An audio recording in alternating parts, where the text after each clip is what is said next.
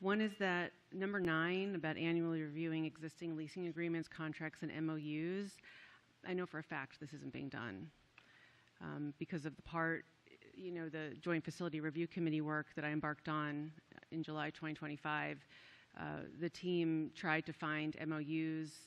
They weren't all recovered, but there's ones created by FCPS, created and held by other agencies such as the county government, the Park Authority, Athletic Boosters Club, and private sports clubs. And to your team's credit, they tried to obtain needed information, and I see that now there is a path going forward, but we do not have a clear accounting of our MOUs, how much money we spend, I would say give away.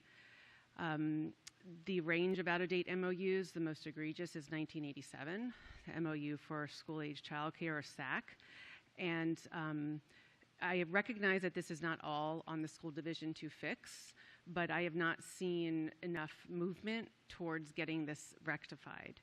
The MOU can be a tool to direct these other partners to find other solutions.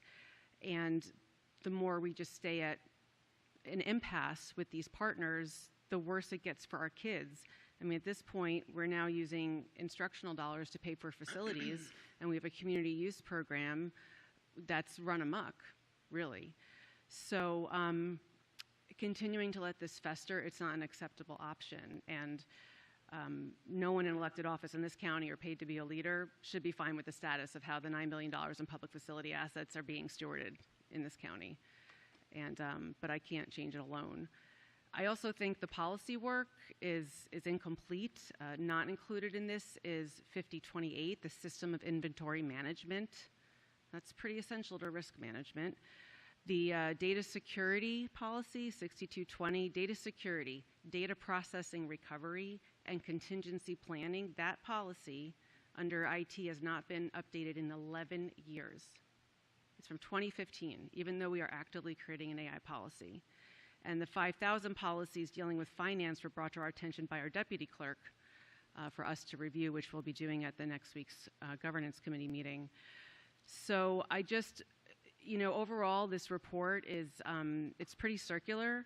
I don't see the data, the reports, the footnotes that would reference what is actually happening. How many MOUs are out of compliance?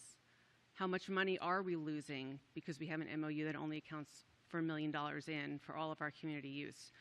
The audits, we have an audit around, I think it was, I started to dig and then I said, this is too much. The facilities and maintenance audit report from 24.